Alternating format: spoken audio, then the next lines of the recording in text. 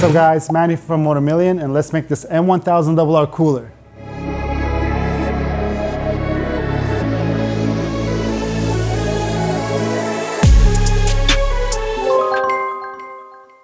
Guys, if you guys watched the last video, we flashed this bike and the flash made the bike cooler. By cooler, what do I mean by? I mean by the running temperatures.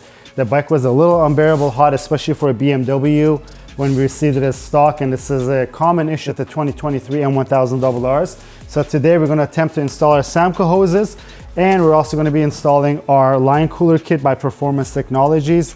What does this line cooler do? Well, it's basically a heat sink. As the air travels through it, the coolant gets cooled off. This helps quite a bit, more than you guys think. And we had the video where Jared Campisi tested this out on a Street Fighter. They had it before and after. If you guys want to check that video, go ahead. And you guys are probably wondering, how do these Samco hoses help with cooling? Well, the silicone hose, and if you guys watch Formula 1 and MotoGP, all those machines that are the top level of their segments run the Samco hoses as well, because these silicone hoses have heat dissipation properties that the regular rubber hoses don't have, and that's why we're adding it. Again, I believe in these fully. Yes, they do look pretty in red and blue and other colors that there is, but it's not just an aesthetic upgrade. It does help quite a bit. And what we're trying to achieve with this bike is we're trying to achieve the maximum power that we can from the bike. And this means to run it at a cooler temperature, well, as cool as possible. And let's get to it. Let's start taking this bike apart. Let's start installing these on there.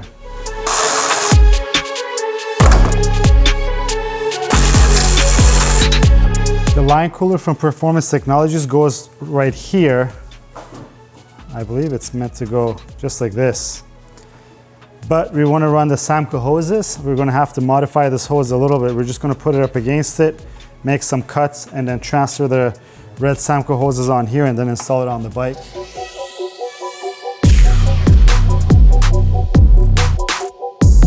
This is a first for me, guys. I've actually never cut these Samco hoses, but what I have is a pipe cutter.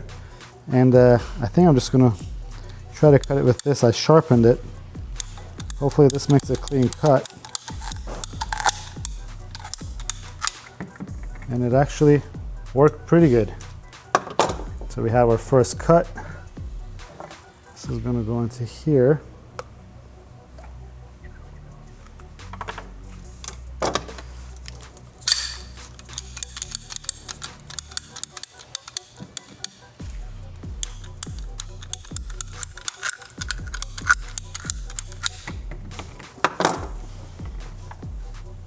Perfect.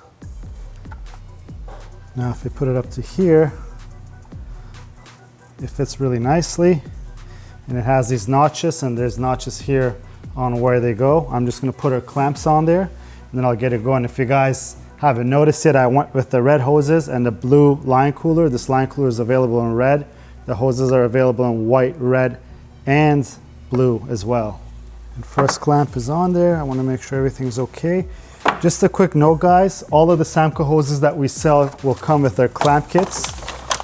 And the reason why you want to have the clamp kits is because of the warranty of the Samco hoses. Samco has a lifetime warranty on the hoses. The difference on these clamp kits are that if you just grab any other hose clamp, well, these are rolled on the edges too, but that's where I'm getting to right now.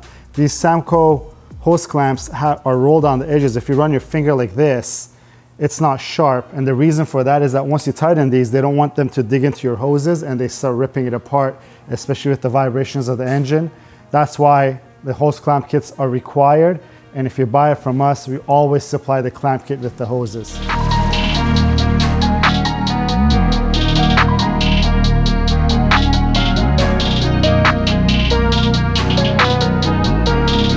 I have our side panels. It's now time to put the bike back together. What I'm trying to do is I'm gonna put the side panel on and see the clearance with the top so that I know how to angle this, and then I'll do the final tightening, and then we'll move on to the next hose.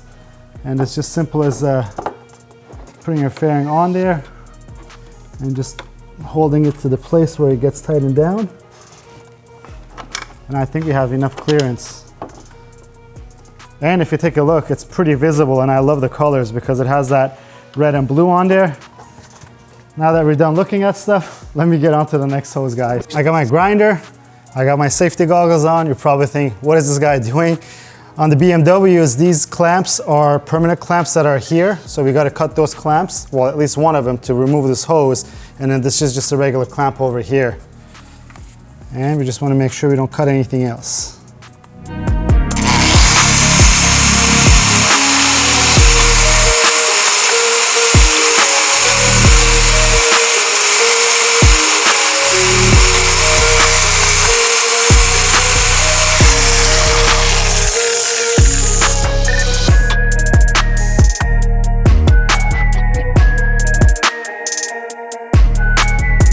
What's up guys, this is the race fit kit from Samco, and if you take a look at your bike, there is a metal plate right here, or a metal hose. This gets rid of that metal hose and it becomes all silicone. There is added benefit to it. What is it? We're running more silicone, which means more heat dissipation. I know some of you guys are non-believers. It's just that I believe these things so much because we've seen the benefit of them over the years that I'm going to run the full race fit kit. You could run this on the street. There's no real downsides to running it on the street by deleting this hose right here.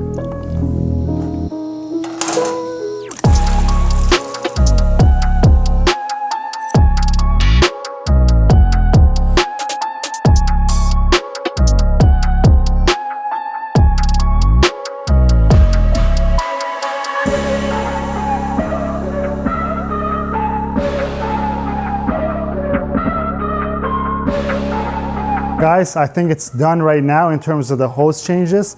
And for this hose that comes down here, it's a lot more accessible when you have the fuel tank off, but we just didn't want to change it then.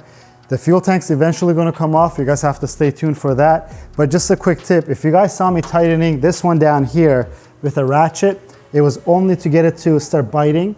And then I switched to my screwdriver because you don't want to over tighten these. It's really easy to over tighten those pieces with the ratchet, especially on these plastic ends over here, because you could just break the plastic end and then you have a lot bigger problems to go through. So just use your screwdriver if you're doing it. But now it's time for me to just do a check over, and then I'll put some coolant in there and we'll run the bike. And I'm going to talk about the coolant that we're using on the bike as well.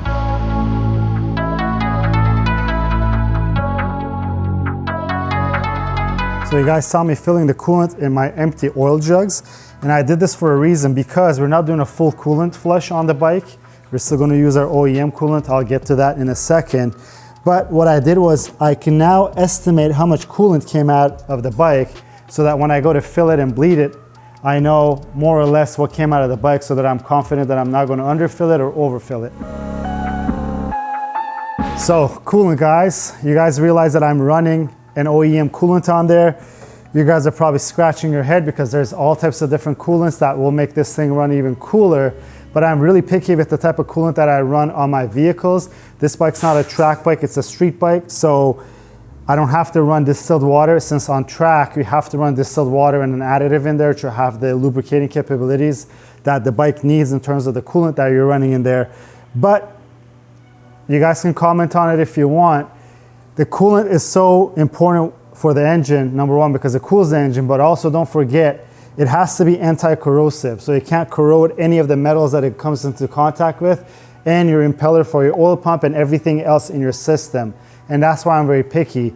BMW recommends this because yes, it's antifreeze as well. We're in Florida, we never get freezing temperatures, but I really trust the factory when it comes to the coolant, because I know that it's not going to hurt the engine in any way whatsoever. I've seen over the years how engines can get really affected by improper coolant in there. Yes, there is other coolants out there that will say it's compatible with this engine, but down to the last additive, it's not going to be the same as the OEM coolant, and that's why I run it, is for the peace of mind. And I think we've done the most we can in terms of the changes that we could do to the bike in terms of these Samco hoses, our line cooler, and our flash that's already shown that it's running cooler. And furthermore, this is a good test, right? Because we didn't change the coolant. We first just flashed the bike. To me, it feels a lot cooler. Now we're keeping the same coolant in the bike. We added our Samco hoses with the line cooler. Now we'll test it, and especially when it goes on the dyno, we'll know, because we couldn't run more than 3 runs on the dyno with the bike not reaching to temperatures that we're not comfortable with. But let me get the coolant in there and we'll wrap this thing up.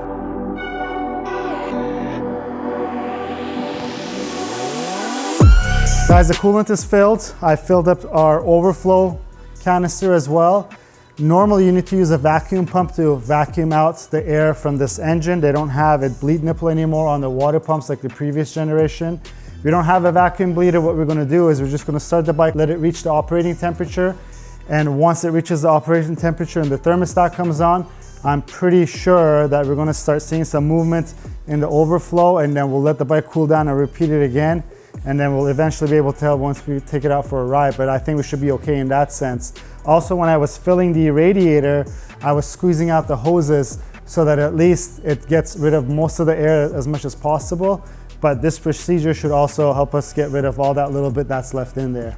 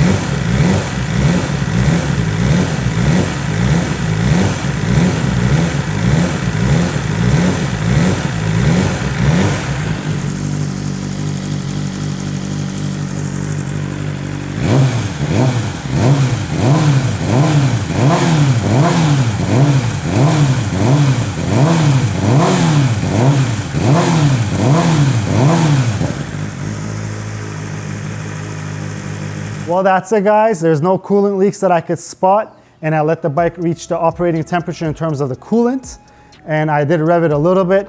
The level didn't really drop over here or change, but this might take effect after we go for a ride or two so that the coolant really starts flowing in the system. Why was I revving the bike? Obviously, I'm not revving the bike too crazy because don't forget, even if your coolant is up to temp, your oil may not be up to temp, so you don't want to go crazy and rev the bike when it's standing still after you just started it and let it just warm up in terms of the coolant. So when I rev the bike, what it does is that it starts turning the water pump even faster because it is directly correlated with your revs of the bike, so that the higher the bike revs, faster that pump will turn. I just wanted to make sure that the temps are dropping as I rev it. That means that the coolant is free flowing in the system so that there is no airlock in the system, which we don't want. I'm going to let the bike cool down, open up this cap and check my level at the radiator level as well, just to see how we're standing there, but I think it should be okay. I'll obviously take it out for a ride, but before that, on the next episodes, you guys can expect us to tackle the chain and sprockets of this bike.